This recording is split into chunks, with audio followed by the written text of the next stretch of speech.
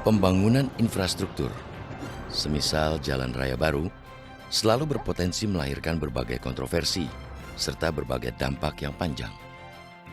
Sejarah pembangunan jalan raya pos semasa pemerintahan Gubernur Jenderal Herman Willem Daendels pada 1808 misalnya, melahirkan banyak kisah, tragedi, bahkan mitos.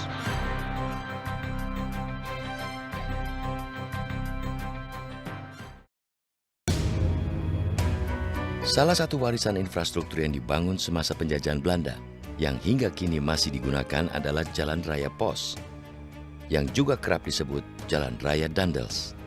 Jalan raya yang membentang dari Anyer, Banten hingga Panarukan, Jawa Timur ini semula merupakan beberapa jalan terpisah yang tidak tersambung.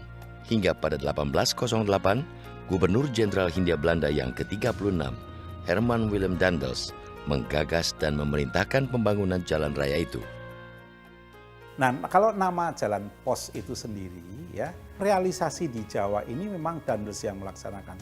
Tapi gagasannya, idenya, itu bukan ide orisinil dari Daendels.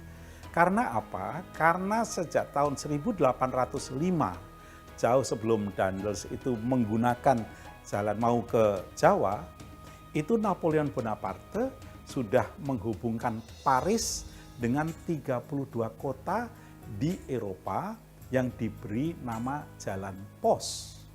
Dan pada saat dari Den Haag menuju ke Paris, dia mau pamit, ya, dari Belanda dia mau pamit ke Napoleon Bonaparte, dia melalui Jalan Pos itu. Jalan Raya Pos sepanjang sekitar 1000 km terhubung setelah sejumlah jalan raya baru dibangun atas perintah Daendels. Daendels yang berkuasa di Hindia Belanda dari 1808 hingga 1811 bersikeras membangun jalan raya itu karena berbagai tujuan. Ada dua tujuan. Pertama, untuk memajukan kesejahteraan penduduk. Kenapa? Karena transportasi itu mahal sekali sehingga membuat produk-produk andalan itu menjadi mahal. Itu pertama. Yang kedua, untuk kepentingan militer. Nah, untuk kepentingan militer ini untuk pengiriman pasukan, ya, kemudian untuk mendengar berita-berita dari wilayah-wilayah lain. Pembangunan jalan raya Pos atau The Grote Postweg menjadi salah satu dari sejumlah prasarana baru yang dibangun Daendels untuk mempertahankan Pulau Jawa dari serangan militer Inggris. Selain jalan raya Pos, dalam 3 tahun kekuasaannya, Daendels juga memerintahkan pembangunan sekolah dan tangsi militer di Batavia, pabrik senjata, serta beberapa benteng baru di Batavia, Gresik, dan Surabaya. Jalan Raya Pos sebenarnya hanya sebagian saja yang merupakan jalan baru. Jauh sebelum kedatangan Daendels, sejumlah jalan telah ada meski hanya merupakan jalan kecil. Karena itu, pembangunan Jalan Raya Pos sejatinya adalah pembangunan beberapa jalan baru dan perbaikan sejumlah jalan lama sehingga jalan-jalan itu tersambung sebagai kesatuan.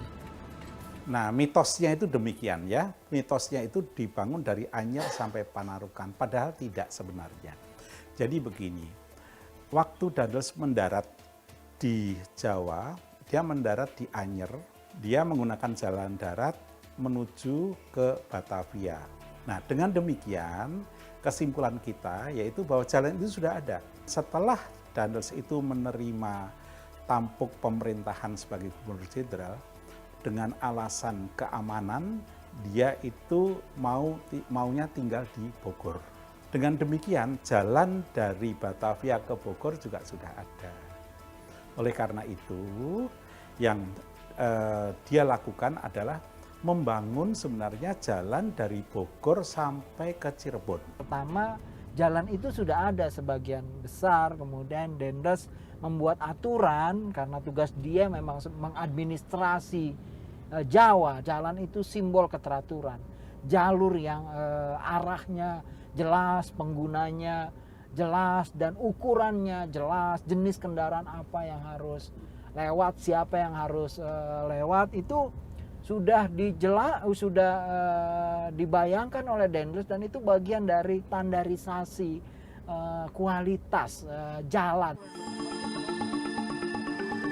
Di antara jalan-jalan baru yang dibangun atas perintah Dendels adalah jalan dari kota Buitenzorg atau Bogor menuju Cisarua.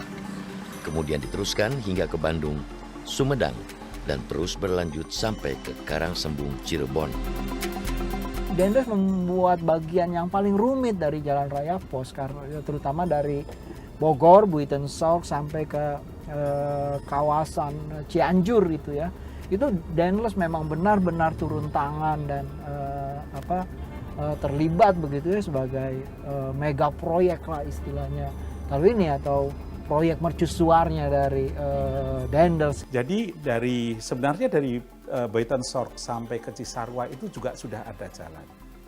Nah, yang dia lakukan untuk bagian barat ini, dia hanya membuat standarisasi jalan itu selebar 2 road rain namanya, 2 road rain, supaya kendaraan itu bisa bersisipan ya. Nah, kemudian dari Cisarua itu dibangun jalan melalui puncak tentu saja sampai Cipanas, Cianjur. Dari Cianjur terus dibangun lagi sampai ke Raja Mandala.